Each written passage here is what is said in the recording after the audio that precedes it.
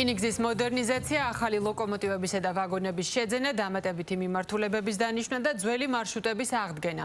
მთავრობამ 2026-28 წლის გეგმა წარადგინა. საკითხზე პრემიერ-მინისტრმა დეტალურად ისაუბრა მინისტრთა კაბინეტთან შეხვედრაზე, აღინიშნა, რომ მიზანი მგზავრთ ნაკადის და გადაზიდვების გაზრდა, ასევე მოქალაქეებისა და ტურისტებისთვის კომფორტული გარემოს შექმნა.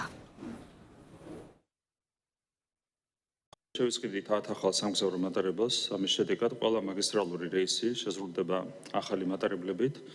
სამგზავრო გადაყვანები გახდება გაცილებით კომფორტული და სწრაფი, როგორც ჩვენი მოქალაქეებისთვის, ასევე ჩვენი ქვეყნის სტუმრებისთვის და 2 მილიონიდან 5 მილიონამდე გაიზრდება მგზავრთა გადაყვანის წლიური მაჩვენებელი. გარდა ამისა, რკინიგზას დაემატება თბილისი-ქუთაისის მიმართულება.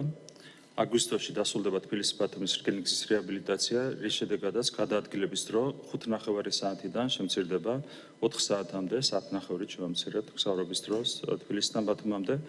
ასევე აგვისტოში დასრულდება თბილისი-ახალციხის რკინიგზის რეაბილიტაცია, რის შედეგადაც აღდგება აღნიშნული რეისი, რომელიც გაუქმებული იყო 2009 წლიდან და გადაადგილების დრო ძველ დროსთან შედარებით 6 საათიდან შემცირდება 3 საათამდე, ან განახორციელდება გადაადგილების დრო თბილისი-ახალციხის მიმართულებაზე.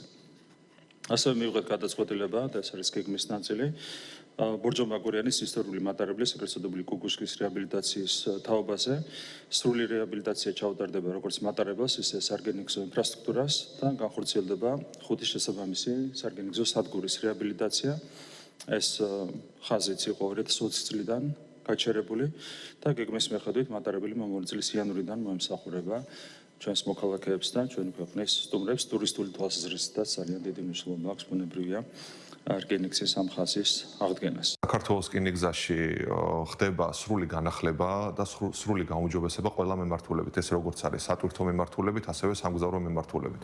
სატვირთო მიმართულებით ყველაზე დიდი პრობლემა, რაც გვაქვს ჩვენაც ლოკომოტივების და კერძოდ ელმავლების პრობლემა და ამას სრულიად ახალი ელმავლებით ჩავანაცვლებთ და სამგზავრო მიმართულებით, რაც არის ყველაზე დიდი გამოწვევა, ეს არის მოძველებული და ძველი მატარებლები და სრულიად ჩვენ ჩავანაცვლებთ ახალი მატარებლები და შევიძენთ 10 ერთეულ ახალ მატარებელს, რომელსაც დავაყენებთ ყველა მაგისტრალურ რეისზე. ჩვენ რკინიგზას უყურებთ როგორც ქვეყნის სატრანსპორტო და ლოგისტიკური სისტემის საკვანძო ელემენტს. ამ ხედვიდან გამომდინარე, საქართველოს რკინიგზამ შეიმუშავა 2026-28 წლების განვითარების ამბიციური გეგმა და უნდა აღინიშნოს, რომ დამოუკიდებელი საქართველოს ისტორიაში პირველად მოხდება ახალი ლოკომოტივების შესყიდვა და ამ მიზნით ჩვენ 1 მილიარდი ლარის ინვესტიციას განვახორციელებთ, რითაც ჩვენ დაახლოებით 50-მდე ახალ ლოკომოტივს შევიძენთ.